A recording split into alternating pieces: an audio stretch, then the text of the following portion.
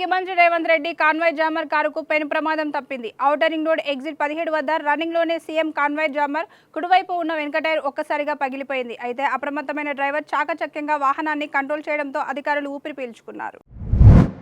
న్యాయ వ్యవస్థను భయపెట్టేలా సెక్యులరిజం పేరుతో న్యాయమూర్తులపై దాడులు జరుగుతున్నాయని AP deputy CM Pawan Kalyan తీవ్ర వ్యాఖ్యలు చేశారు. హిందూ విశ్వాసాలకు అనుకూలంగా ఇచ్చిన తీర్పు హైకోర్టు న్యాయమూర్తిపై అభిశంసన పిటిషన్కు ప్రయత్నించడం తీవ్ర ఆందోళన కలిగించే విషయమని ఆయన పేర్కొన్నారు. 2 దశాబ్దాల రోడ్డు వేతకు AP deputy CM Pawan Kalyan పరిష్కారం చూపించారు. ఐఎస్ జగన్నాథపురం పర్యటనలో ప్రజల నుంచి వచ్చిన వినతుల పరిష్కారంలో భాగంగా 2 రోడ్ల నిర్మాణానికి 7.60 కోట్ల రూపాయలు మంజూరు చేయించారు. జనగణనకు సంబంధించి కేంద్రం కీలక ప్రకటన చేసింది. భారతదేశ చరిత్రలో మొదటిసారిగా పేపర్ వాడకుండా డిజిటల్ విధానంలో జనాభా వివరాలను సేకరించబోతున్నామని లోక్సభలో కేంద్ర హోంశాఖ సహాయక మంత్రి వెల్లడించారు.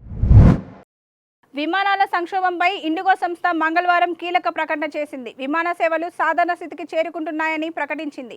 విమానాలను సర్దుబాటు చేశామని, వెబ్సైట్లో పబ్లిష్ చేసిన షెడ్యూల్ ప్రకారం విమానాలన్నీ క్రమం తప్పకుండా నడుస్తాయని కంపెనీ తెలిపింది. అమెరికా అధ్యక్షుడు డొనాల్డ్ ట్రంప్ సంచలన ప్రకటన చేశారు. భారత్ నుంచి దిగుమతి అయ్యే బియ్యంపై మరింత సుంకాన్ని వసూలు చేయనున్నట్లు తెలిపారు. అమెరికా రైతు ప్రతినిధులతో శ్వేత సౌధంలో సమావేశమైన తర్వాత ట్రంప్ ఈ వ్యాఖ్యలు చేశారు. థాయిలాండ్, కంబోడియా దేశాల మధ్య చెలరేగిన ఘర్షణలో 8 మంది మరణించగా డజన్ల కొద్ది గాయపడ్డారు. థాయ్ సైనిక కాల్పుల్లో 7 తమ పౌరులు మరణించారని కంబోడియా తెలిపింది. మరోవైపు కంబోడియా కాల్పుల్లో తమ సైనికుడు మరణించాడని థాయ్ సైన్యం ధృవీకరించింది.